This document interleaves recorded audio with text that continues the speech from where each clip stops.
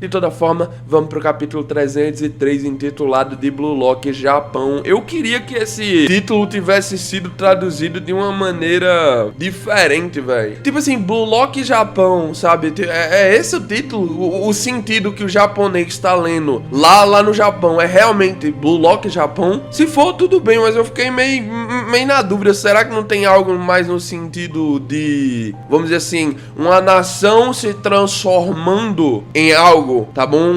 Uma nação se unindo para algo? Porque se fosse nesse sentido, o Japão Blue Lockiano ou o Blue Lock japonês faria mais sentido. Eu só fiquei com essa dúvida com relação a esse título, porque sim, e é isso, ok? Vamos embora pro capítulo. Bem, o capítulo começa com algumas mensagens sobre as situações atuais com relação ao Blue Lock e o mundo, beleza? Nós sabemos a partir de agora que a Blue Lock TV ultrapassou 150 milhões de inscritos. Dentro do Twitter de lá, o Yoshi Sag e o Michael Kaiser estão ambos sendo os mais comentados atualmente. O Sag tá em primeiro com 31 mil posts e o Kaiser tá em segundo com 19 mil. Não leva a mal, mas ficar mostrando isso aqui só deixa o cara na vontade, né, velho? Só deixa o cara na vontade, porque tu olha aqui e fica perguntando, será como é a visão do pessoal? Claro que nós já vimos 3 comentários aqui e ali, mas isso não é o bastante pra entender a perspectiva geral do mundo com relação a eles. Eu queria que um capítulo focasse mais nisso, né, velho? Mas tudo bem. Bem, nós temos também aqui uma notícia avisando o seguinte: urgente,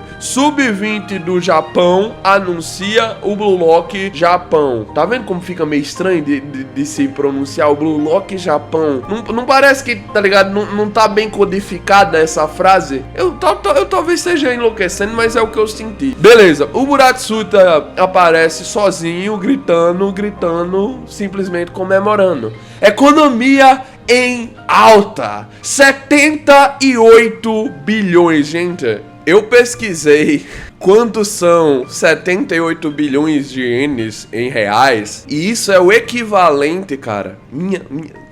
Cara, isso é o equivalente a 3 bilhões de reais, bicho. 3 fucking bilhões de reais foi o quanto a Blue Lock TV gerou em cerca aí de 50 dias. É quase não quase 1 bilhão, mas tipo, a média fica muito próxima de uns 500 milhões a cada 10 dias. Ou seja, mais ou menos em média aí, os caras geraram 50 milhões por dia da Blue Lock TV. Claro que não foi desde o primeiro dia isso, mas conforme foi aumentando, a média subiu pra esse tanto. É muita coisa pra um projeto que saiu assim do nada, do total vazio. Eu fico feliz que tenha dado certo, tanto assim, mas no final das contas, esse capítulo só faz você pensar sobre o futuro quando falamos sobre essa questão monetária, porque pra pensar, provavelmente isso significa que os meninos cada vez mais estão presos a esse sistema aqui, tá ligeiro? É isso que deu a eles tudo. Se o pessoal que tiver por trás futuramente disso aqui quiser tirar eles de lado,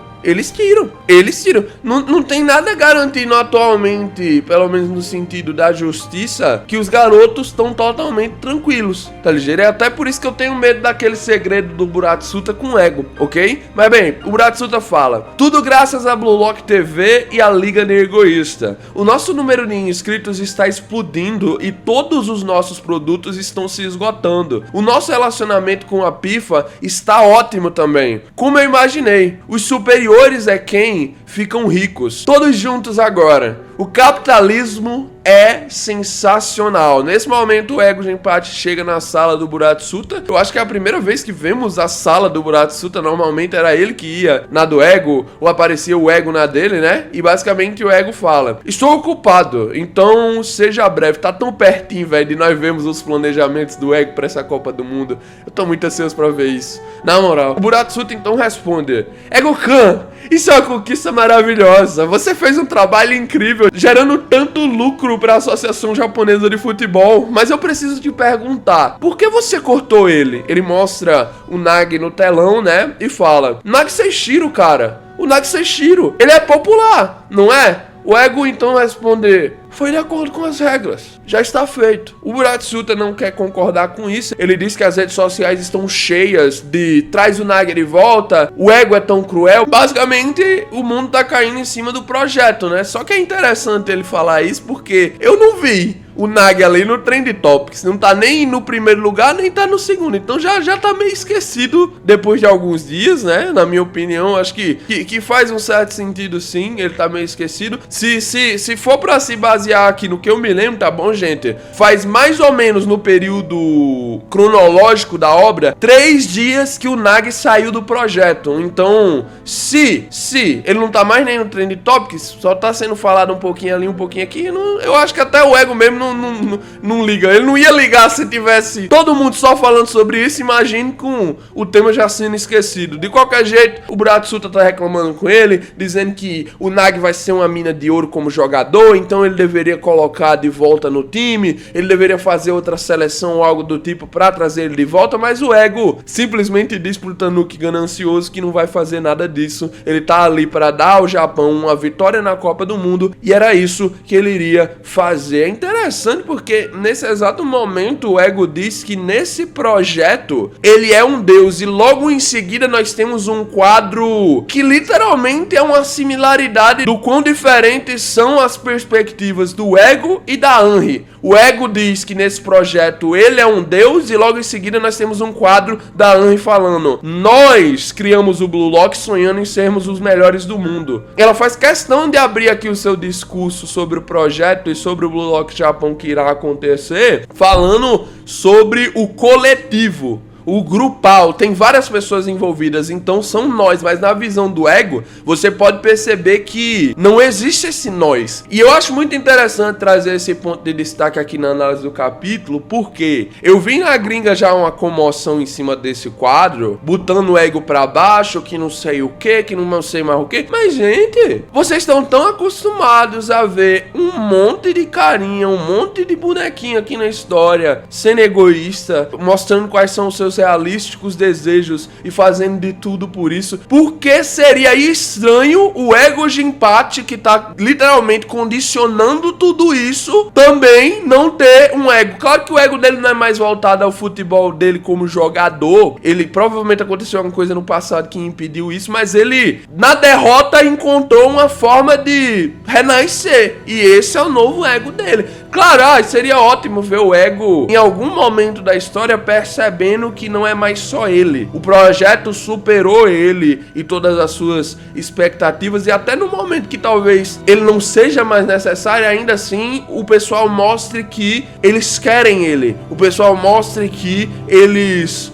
vamos dizer assim, não são os únicos dependentes do Ego, como o Ego também é dependente deles. Eu acho que tem alguma construção em relação a isso sendo estabelecida a partir desse momento que o Ego tá dizendo que ele é um deus, que ele tá realmente se singularizando, mostrando a sua perspectiva com relação ao projeto. Eu não entendo quem veio reclamar disso aqui. Os cabas da gringa normalmente tem um parafusozinho solto, né, pra discutir. É sempre uma discussão sem sentido que os caras levantam, mas ainda assim eu quis dar uma comentada aqui só pra desenvolver um pouquinho esse tópico, já que o passado do Ego é uma coisa ainda bem embaçada pra nós consumidores da obra, né? De toda forma, a Anri continua o seu discurso ali, ela tá dando realmente uma coletiva de imprensa, e junto dela estão o Aiko, o Rin, o Isagi e o Sendou. Eu achei interessante o Sendou tá aqui, eu não vou mentir pra vocês, eu esperava muitos outros aqui, mas o Sendou, eu fico com o sentimento de que o Aiko está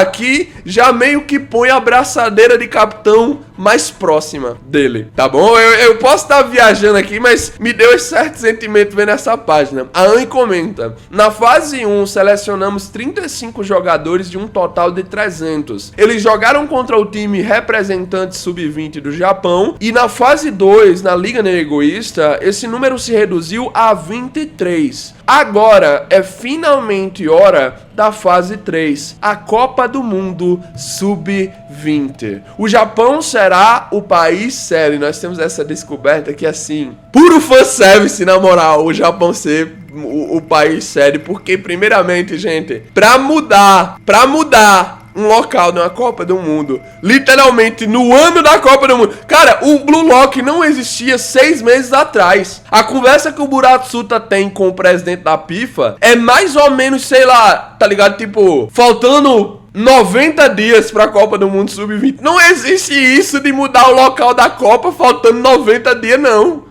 Não tem como a FIFA no mundo real se preparar pra isso. Dá pra ver que o fanservice foi brabo só por isso aqui, né? Simplesmente é o Japão e ponto final do nada, porque tá dando certo aí o projeto. Mas eu entendo que dentro do universo de Blue Lock, a ideia não é ruim em sentidos financeiros, tá ligado? A nação japonesa tá se tornando uma nação do futebol, ok? Pelo menos a perspectiva do Blue Lock. De toda forma, a Anne fala: bem, nessa competição 64 países irão participar. O maior número da história. Ai, eu já falei nos spoilers, cara, mas não tem como isso aqui dar certo, não, velho. Não tem como isso aqui dar certo, não. Nada, tipo, vai ter 16ª? Eu nem sei como falar, tá ligado? Tem as oitavas de finais, as quartas de finais, as semifinais e as finais. Vai ter a 16ª de finais? Vai ter a 32ª de finais? Não tem nem como pronunciar isso direito, cara.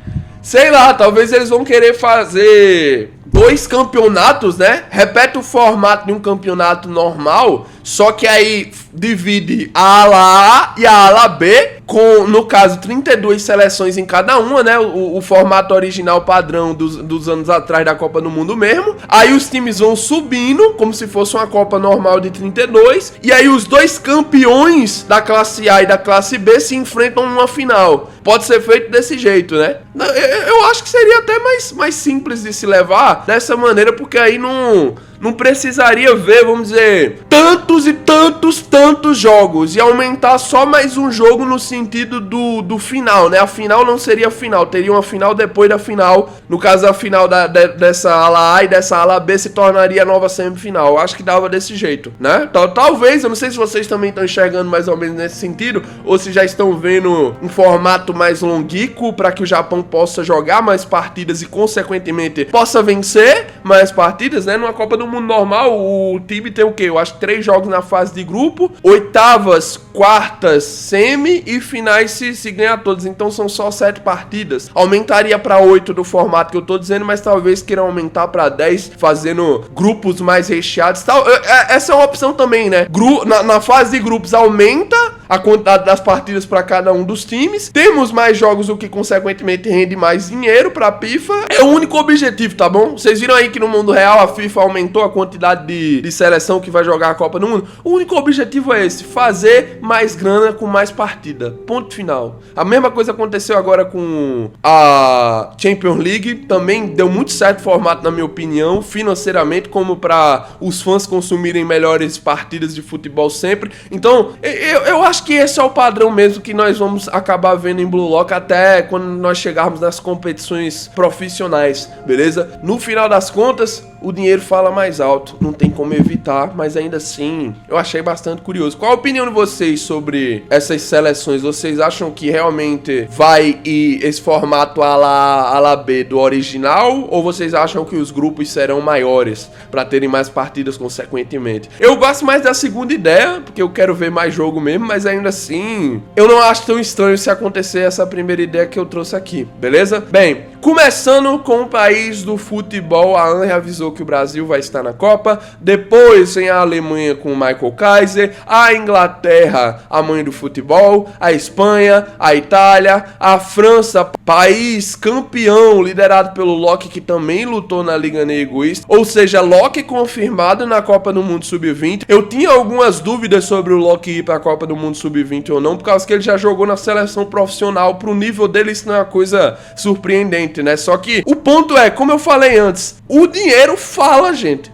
Tipo assim, mesmo que o Loki já esteja na profissional, ele tem idade pra jogar na Sub-20. E como tá tendo toda essa aclamação, tá tendo todo esse dinheiro rodando, toda essa popularidade, faz sentido ele retroceder, entre aspas, pra jogar essa competição se ele pode, né? Basicamente, deixou o campeonato ainda mais interessante com a sua participação. No final das contas, isso meio que já deixa meio que implicado que o Hitoshi Sai vai estar na Copa do Mundo Sub-20 também. Eu não sei como vocês interpretam isso, mas pra mim fica meio claro. Vamos conversar mais sobre isso mais na frente do capítulo, mas ainda assim, ela falou que, além disso, toda a seleção da nova geração mundial vai estar reunida nessa competição. Esses e outros adversários desconhecidos serão enfrentados pelo Blue Lock Japão. É estranho a forma como ela coloca isso, porque, tipo, da forma como ela fala, parece que o Japão vai enfrentar quase todo mundo, tá ligado? Parece que vai ter uma coligação aqui no sorteio para que o Japão possa enfrentar o máximo de seleções, vamos dizer assim, top, tá ligado? As popozudas mesmo das seleções que existem no mundo. Eu acho que faria sentido, né? Querendo ganhar mais dinheiro, imagina o Japão vencendo de um Brasil, vencendo de uma França, vencendo da Alemanha. Só na Copa passada, com as vitórias sobre a Espanha e sobre a Alemanha, já teve toda aquela comoção. Imagina dentro do universo de Blue Lock que os autores são livres pra dar uma enfatizada nesse fator, né? De toda fala, ela novamente traz o coletivo aqui, ó. Preste bastante atenção. O nosso objetivo é um só: a vitória total. Basicamente voltamos pro núcleo do Tanuki safado e ele diz: não se engane, eu que sou um deus. Quem você acha que negociou com a FIFA para deixar o Japão sediar esse ano? Sou eu que estou sustentando o futebol japonês. Hã? Você é só um sonhador contratado por esse deus. Isso é uma ordem. Traga o Nagi Seishiro de volta. O Ego não tá muito nem sequer ligando pra esse papo e só diz: então eu me demito.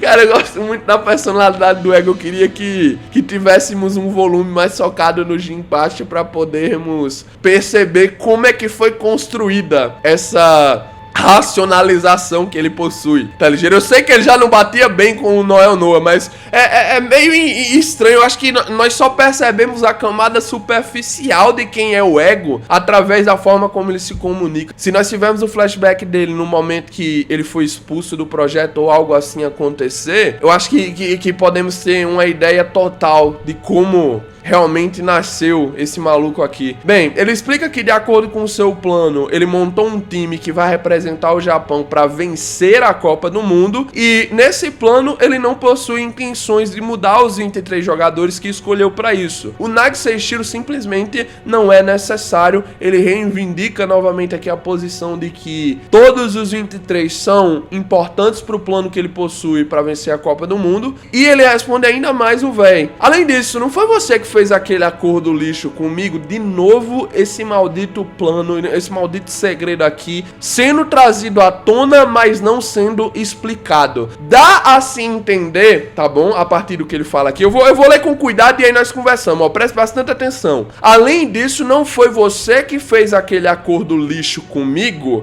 O velho fica meio assim, hã? E ele diz: eu só posso escolher 23 jogadores e eu não escolhi o Nagi Seishiro. Entendeu? O velho começa a ficar meio com raiva ali. Nós já temos uma mudança no núcleo, mas não parece meio estranha a ligação desses dois balões de fala? Eu só posso escolher 23 jogadores e, além disso, não foi você que fez aquele acordo lixo comigo? Eu acho que o acordo tem sim a ver a seleção dos jogadores do Ego. Essa forma dele colocar aqui as palavras: eu só posso escolher 23 jogadores, não dá uma certa impressão pra vocês de que há mais vagas e ele só pode escolher essas 23? Não dá essa interpretação, não? Ah, por causa que alguns lugares já tá garantido, ou um lugar já tá garantido pro Hitoshi Sai, por exemplo. Nesse capítulo você percebe que tem a explicação de um monte de coisa da Copa do Mundo, né? Pô, vai ter não sei quantas seleções, pô, vai ser sediado no Japão, vai ter ali os 11 Nilguins participando, mas uma coisa que não fica evidente é o número de jogadores que vão ser levados para cada uma das federações disputando esse campeonato. É uma coisa bem normal de ser falado quando vai começar uma competição, mas nesse capítulo isso não é discutido.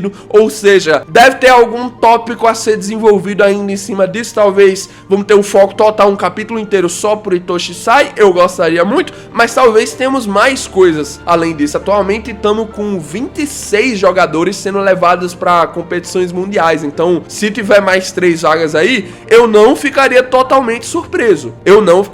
totalmente surpreso. Eu tô muito curioso pra saber qual é esse segredo e parece que não está tão distante, pelo menos agora, de sabermos, de descobrirmos o que há nele. Se os meninos vão realmente treinar pra Copa do Mundo, eu acho que sim, faça sentido aparecer um Itoshi Sai da vida se ele for competir e a explicação sobre esse segredo que até agora nós não tivemos, beleza? Bem, o núcleo foi trocado e nós vemos um repórter perguntando: então, é possível que veremos Loki contra o Itoshi Rin ou Kaiser contra o Isagi Oishi? Vamos ver Lorenzo e a nova geração mundial enfrentando os 11 do Blue Lock? E a Anri concorda. Sim, a Copa do Mundo Sub-20 sempre foi vista como o irmão menor da Copa Profissional, um torneio para os melhores jogadores com menos de 20 anos. Mas dessa vez é diferente. Graças à Liga Nem Egoísta e à Blue Lock TV, essa geração chamou a atenção da elite do mundo no futebol. Você pode considerar essa Copa do Mundo Sub-20 um mega evento, tanto quanto a Copa principal. Os repórteres pensam: ah, entendi. Igual como o beisebol colegial é super popular no verão. E ela então finaliza: vocês conseguem sentir isso, certo?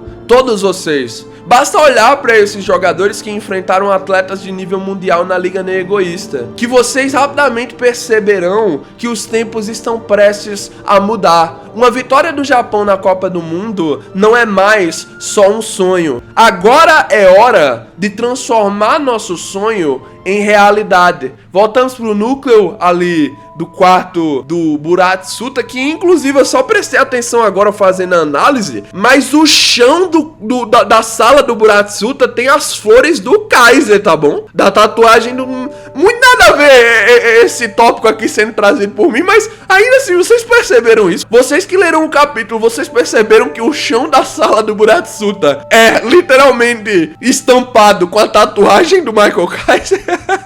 Bem, o Buratsuta diz: muito bem então, Egokan, mas eu não vou permitir mais esse tipo de selvageria. Ele aceita que o Nagi não vai ser trazido de volta, mas responde no mesmo nível, uma coisa assim bem esperada, né? Pra como esse velhinho não presta. Ele diz: se não vencermos a Copa do Mundo Sub-20, você, seu sonhador egocêntrico, está fora do projeto. A tradução aqui não mostrou isso. Eu não sei se os meninos da Kakusei Project acabaram sem querendo cortando aqui na hora da tradução, mas basicamente ele disse que o Ego tá fora se perderem a Copa do Mundo Sub-20, só que o Ego não liga muito, até porque esse era o plano dele desde o início, né? Ele vai ganhar a Copa do Mundo Sub-20 para o Japão e depois ele vai tornar o Japão no centro do mundo do futebol. Logo em seguida, o Buratsuta diz que se ele for fazer isso, então ele vai transformar o negócio que eles estão fazendo com relação ao Blue Lock no melhor dos negócios de entretenimento do mundo inteiro. E basicamente é o ego dos dois. Por mais que os dois sejam meio desassociados, um não bata muito bem da cabeça, um só queira saber de dinheiro. Se você parar assim pra pensar um pouquinho diretamente, eles estão no mesmo plano, tá ligado? Eles estão ali na mesma meta, querendo ou não. Um ajuda o outro, por mais que os dois não se batam tão bem assim. Quando o assunto é fazer o plano deles acontecer, eles conseguem se ajudar, conseguem cooperar um com o outro, até que muito bem, pra falar a realidade. No final das contas, nós temos a mudança de núcleo depois dessa promessa dos dois, e vemos o Isagi Oishi sendo chamado pela Anri. A Anri diz: e por fim, representando o Blue Lock, teremos uma palavra de Isagi Oishi. Olha, gente, não é querendo ser chato aqui, mas eu vou ser realista. Já deu. Eu não quero saber mais o que o Isagi acha, não. Traz o Rin, por exemplo. Bota o Itoshi Rin pra falar aqui. Ele também é o top 1 do projeto. Por que não bota? Eu já tô cansado de ver o Isagi na mesma fita, falando a mesma coisa, repetindo a mesma coisa. Eu entendo, tá bom? Que o mundo agora só quer saber do Isagi, não sei mais o que. Ele realmente é o coração do Blue Lock. Só que o Isagi, literalmente, eu acho que essa é a melhor adaptação da vida real pra obra de Blue Lock, tá bom? Porque jogador que é jogador de verdade não sabe da coletiva de imprensa, ok? O cara sobe ali do futebol de peleira e vira profissional. Quando ele vai dar alguma entrevista, ele diz: ah, é verdade, o jogo hoje foi muito bom, vamos fazer o melhor pra conseguir os 3 pontos na próxima rodada e conquistar mais uma vitória. Muito feliz por levar essa vitória pra casa. O time todo se dedicou muito hoje. Tipo, é aquela sala que parece que ele tá lendo um roteiro. Pronto, o Isagi é do mesmo jeito aqui. Se você você reparar aqui nessa fala do Isagi, eu pelo menos, particularmente, não consigo nem sentir hype, porque é um Ctrl-V, Ctrl-C do que ele falou no final da partida contra o Japão Sub-20, quando eles conquistaram a titularidade como os novos japoneses Sub-20, tá ligado? Com uma nova seleção. Tipo, ele literalmente repete, nós vamos vencer. Ele fala meio baixo isso aí, né? E depois ele muda, trazendo a perspectiva mais pro seu lado egoísta. Isagi Yoichi vai fazer da Copa do Mundo Sub-20 o lugar mais quente do futebol na Terra. Os repórteres, claro que amam, né? O Isagi falando uma parada dessa, todo mundo começa a fotografar ele fazendo uma declaração desse tipo. O Sendou tá feliz, o Aiko também, o Rin não tem expressões, e é isso que me deixa mais angustiado. Eu quero saber mais do Rin, mas ele nunca abre a boca, tá ligado? Se ele fosse colocado pra falar aqui em frente de todo mundo, pelo menos nós entenderíamos qual a perspectiva dele pra isso aqui, tá ligado? O cara literalmente estamos no capítulo 303 e eu ainda não sei o que passa pela mente do Rin, velho, direito. Ah, claro, derrotar o irmão dele, mas tipo, nunca é muito esclarecido isso, tá ligado? Ele sempre fica como essa espécie de boss que aparece só no final mesmo, não fala quase nada, tu mata e acabou, tá ligado? Eu queria mais do Itoshi pra que pudéssemos consagrar um pouquinho, pelo menos mais, o jogador que ele é. Bem, a Henry diz que é isso, tá bom? Por favor, fiquem ansiosos pelo início do novo Blue Lock japonês, Japão Blue Lockiano. Ela faz esse anúncio e em seguida vemos o Nagi sentado num fliperama. Obrigado pessoal que me lembrou qual é o termo de se utilizar nesse tipo de salão de jogos aqui. Ele tá jogando o Starfighter G, tá bom? O lutador das estrelas G. Esse aqui deve ser bom, né não, velho? De toda forma, é anunciado que faltam 47 dias até a Copa do Mundo Sub-20. E agora eu quero trazer um fator bem interessante que eu percebi aqui no final desse capítulo, que é, gente, vocês lembram os outros momentos que foram mostrados na obra, o Nagi jogando videogame? Vocês lembram disso? Não sei se vocês percebem da mesma forma que eu, mas na maioria daqueles outros momentos, o Nagi era sempre mostrado morrendo no jogo. Ai, perdi,